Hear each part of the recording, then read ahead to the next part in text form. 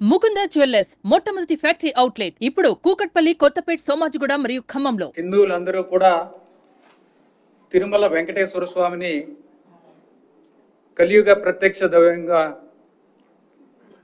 భావిస్తారు. ఎవరైనా సరే హిందువులు జీవితంలో ఒక్కసారైనా సరే స్వామివారి దర్శనం చేసుకోవాలని అనుకుంటారు. ఒక్కసారి దర్శనం చేసుకున్న తర్వాత మళ్ళీ మళ్ళీ దర్శనం చేసుకోవాలని అనిపిస్తుంది. ఇది అందరూ ఎక్స్పీరియన్స్ చేసినది. ఎందుకంటే ఈ క్షేత్రంలో శ్రీ వెంకటేశ్వర స్వామి వారికి అంత మహిమ ఉంది, అంత శక్తి ఉంది. కొత్త గవర్నమెంట్ ఫామ్ అయిన తర్వాత నాకు ఈఓటీటీడీ పోస్టింగ్ వచ్చిన తర్వాత గౌరవ ముఖ్యమంత్రి వర్యుల్ని కలాన్ చేసినప్పుడు ఆయన 2-3 విషయాల మీద ప్రత్యేకంగా శ్రద్ధ పెట్టాలని కోరారు. ఆయన ముఖ్యంగా ఆయన కన్సర్న్ ఎక్స్ప్రెస్ చేసింది ఏంటంటే లడ్డు క్వాలిటీ అనేది పడిపోయింది. తర్వాత లడ్డూలో వాడే గీ క్వాలిటీ కూడా బాగాలేదు, చాలా రాంగ్ కంప్లైంట్స్ వస్తున్నాయి. ఇక్కడ యానిమల్ ఫ్యాట్స్ కూడా వాడుతున్నారు అనే కంప్లైంట్స్ కూడా ఉన్నాయి. వీటి మీద దృష్టి పెట్టి తిరుమల యొక్క పవిత్రత కాపాడాలి అని చెప్పడం జరిగింది. అలాగే వచ్చిన తర్వాత జాయిన్ అయిన తర్వాత అంటే 16వ తారీఖున నేను ఛార్జ్ తీసుకోవడం జరిగింది. ఇక్కడ అందరితోని మాట్లాడి ఫీడ్బ్యాక్ తీసుకుంటే గీ క్వాలిటీ బాగాలేదనేది చాలామంది ఫీడ్బ్యాక్ ఇవ్వడం జరిగింది. లడ్డు పోటు మనకున్న స్టాఫ్ కూడా వాళ్ళు కూడా దీనివలన లడ్డు క్వాలిటీ దెబ్బతింటుంది అనేది ఒకటి. తర్వాత ఎక్స్పర్ట్స్తో కూడా మాట్లాడిన తర్వాత లడ్డు క్వాలిటీ బాగుండాలి అంటే గీ క్వాలిటీ బాగుండాలి. ఇది వాడేది ఏదో ఒక గీ వాడటం కాదు, ఆవు నెయ్యి, ప్యూర్ ఆవు నెయ్యి వాడాలి. అది చెయ్యకపోతే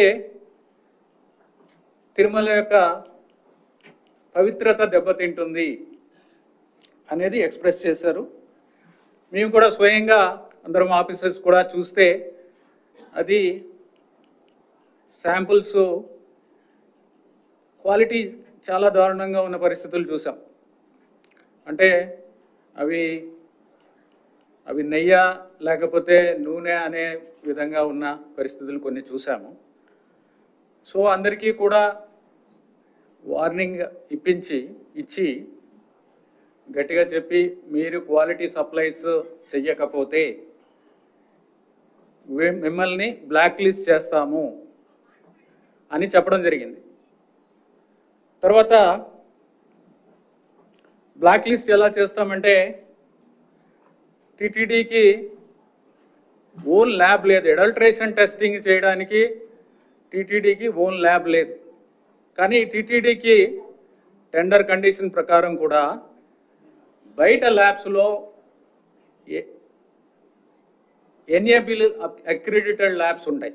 ఎన్ఏబిఎల్ అక్రిడిటెడ్ ల్యాబ్స్లో మనము టెస్టింగ్ చేయడానికి అవకాశం ఉంది, చేసుకోవచ్చు. కానీ కారణాలు తెలియదు కానీ ఆ బయట ల్యాబ్ పంపించటం అనేది చెయ్యలేదు. దానివలన అది ఒకటి. తర్వాత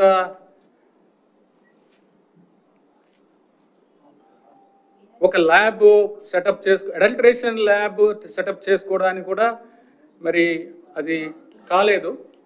అడల్ట్రేషన్కి అడల్ట్రేషన్ టెస్టింగ్కి ల్యాబ్ ఎక్విప్మెంట్ 75 లక్షలు ఖర్చు అవుతుంది. 75 లక్షలు ఖర్చు అయ్యే ల్యాబ్ ఎందుకు పెట్టలేదో తెలియదు. అది ఉండుంటే సప్లయర్స్ అడ్వాంటేజ్ చేసుకునే పరిస్థితి ఉండదు.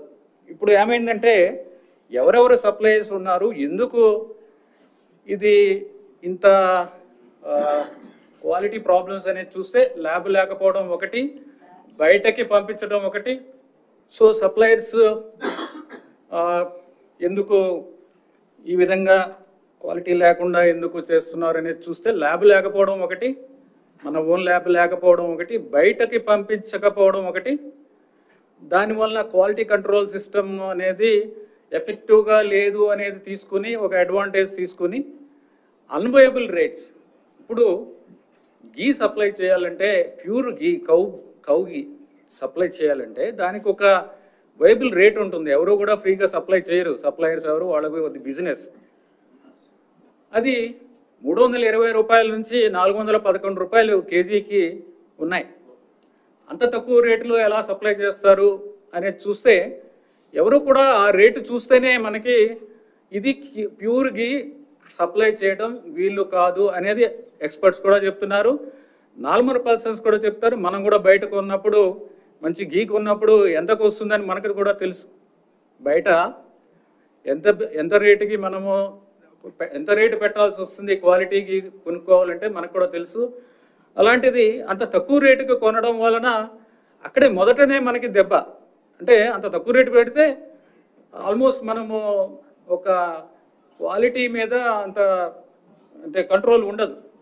వాడు ఇచ్చేది మనకి ల్యాబ్ లేదు, మన ఓన్ ల్యాబ్ లేదు, మనం బయటికి పంపించము, రేటే చాలా తక్కువ.